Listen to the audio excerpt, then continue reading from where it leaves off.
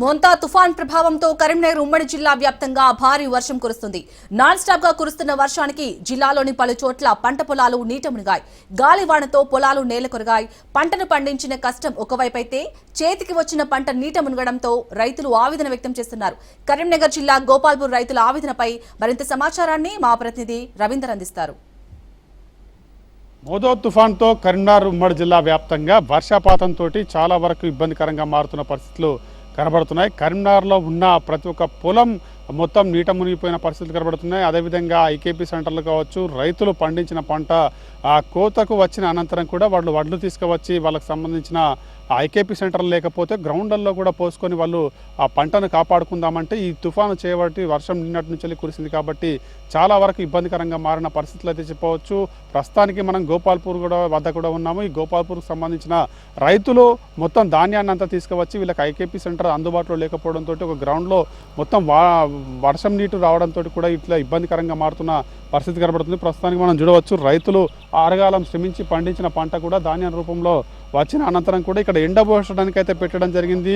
ఈ అకాల వర్షంతో కూడా రైతులు ఏమి దిక్కుతోచని పరిస్థితుల మధ్య మాత్రం తెచ్చిన కార్పొరేట్లను దానిపైన కప్పి ఆ పంటను కాపాడుకునే ప్రయత్నం చేశారు. కానీ అయినా కానీ మొత్తం కూడా తడిసి ముద్దైన పరిస్థితి చెప్పవచ్చు. రైతులు వర్షంతో తడిసిన వడ్లను అక్కడి నుంచి వెళ్ళి తీసుకొని మళ్ళీ వేరే చోట పోసి దాన్ని ఆరబెట్టే ప్రయత్నం చేస్తున్నారు. ఎందుకంటే ఈ వరద ప్రభావంతో కూడా వర్షాలు అధికంగా రావడంతో రైతుకు నష్టం వాటిల్లిన పరిస్థితి కనబడుతుంది. ఎందుకంటే తడిసిన ధాన్యాన్ని అది ముద్దవుతుంది. అది తేమ ఎప్పుడు ఆరాలి, ఎప్పుడు మేము ఈ పంటను మళ్ళీ అమ్ముకోవాలి, మేము పంటను అమ్ముకున్న తర్వాత మాకు డబ్బులు వస్తాయని మేము ఎంతో 4 నెలల నుంచి కష్టపడ్డాం. కానీ ఆ కష్టం అంతా వృధా అయిందనే కోణంలో కూడా రైతులు వాళ్ళు ఆవేదన వ్యక్తం చేస్తున్న పరిస్థితి కనబడుతుంది. ఎందుకంటే మనం చూసుకోవచ్చు ఈ వర్షంతో కూడా చాలా వరకు ఇక్కడ పోసిన మొత్తం ధాన్యం అంతా కూడా తడిసి ముద్దైన పరిస్థితి చెప్పవచ్చు. ప్రస్తుతానికి రైతులు కూడా వాళ్ళ ఆవేదన వ్యక్తం చేయడానికి ఇక్కడ ఉన్నారు.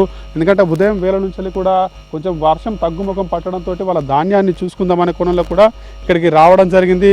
మనతో పాటు రైతులు ఉన్నారు, వాళ్ళు అడిగి తీసుకునే ప్రయత్నం చేద్దాం.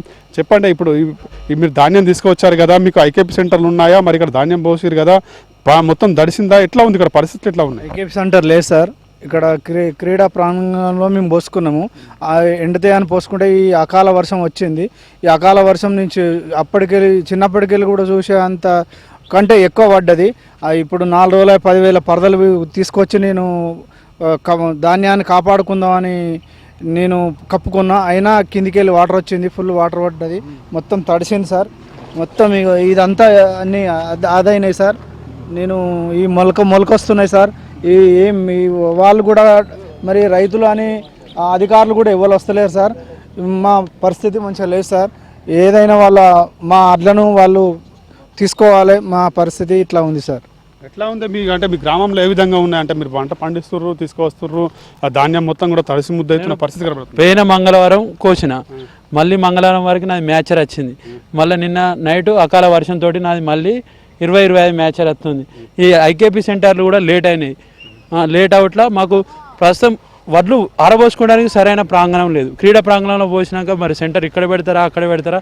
అందరు రైతులు వాళ్ళ ధాన్యాన్ని కాపాడుకోవడానికి ఒక్కొక్కరు 10,000-15,000 పరదలు తెచ్చి కప్పుకున్నా కూడా ఇంకా మొలకలు వస్తున్నాయి. ఈ మొలకలు వచ్చిన ధాన్యాన్ని కూడా గవర్నమెంట్ తీసుకోవాలని మా మనవి. ఈ మొలకలు వచ్చినాయి, మరి ఇప్పుడు మళ్ళీ ఎండబెడతారా? ఎట్లా ఉంటుంది? ఇవి మళ్ళీ సపరేట్ పోయాలి ఎండ కొట్టినప్పుడు, లేకుంటే అది మొలకనే వస్తుంది. అది పోయకుంటే మొలక వస్తుంది. మరి దీన్ని చూసి ధాన్యం ఏ గ్రేడా, బి గ్రేడా అంటారా, లేకుంటే కొనమంటారా? రైస్ మిల్లర్లు సహకరించారా? కానీ ఈ రైతులకు నష్టం జరగకుండా ప్రతి ఒక్క రైతుకు వాళ్ళు ఐకేపీ సెంటర్లు వాళ్ళు సహకరించి తీసుకోవాలని కోరుకుంటున్నాము. మొత్తం ఇది పరిస్థితి. అంటే వర్షం పడడంతో కూడా ధాన్యం అనేది మొత్తం కూడా తడిసిపోతుంది. ఎందుకంటే ఇది మొలకలు వచ్చినట్టయితే కంపల్సరీ రైతులకు ఇబ్బందికరంగా మారుతుంది. ఈ మొత్తం టోటల్ ఇదంతా చూసుకోవచ్చు మనము.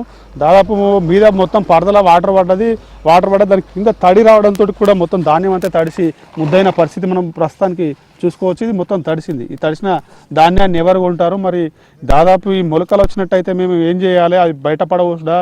ఇన్ని రోజులు శ్రమించి కష్టపడ్డ పంట కూడా మొత్తానికి మేము దిగాలు తీసే అవకాశం ఉంటుంది. ప్రభుత్వం ఇప్పటికైనా కానీ పట్టించుకొని ఎక్కడెక్కడైతే తడిశాయో ధాన్యాన్ని అది నష్టపరిహారం అంచనా వేయాలి. ఒకవైపు మాకు నష్టపరిహారం ఇవ్వాలి, ఒకవైపు ఈ తడిసిన ధాన్యాన్ని కూడా తేమ కావచ్చు, ఆ మొలకలు వచ్చిన ధాన్యాన్ని కూడా ప్రభుత్వం ఐకేపీ సెంటర్లు కూడా సహకరించి ధాన్యాన్ని కొనుగోలు చేయాలని కూడా రైతుల ఆవేదన వ్యక్తం చేస్తున్న పరిస్థితి అయితే కనబడుతుందని చెప్పొచ్చు. కెమెరా పర్సన్ కిషోర్తో కలిసి రవీందర్, రాజ్ న్యూస్, గోపాల్పూర్ గ్రౌండ్ నుంచి వెళ్ళి.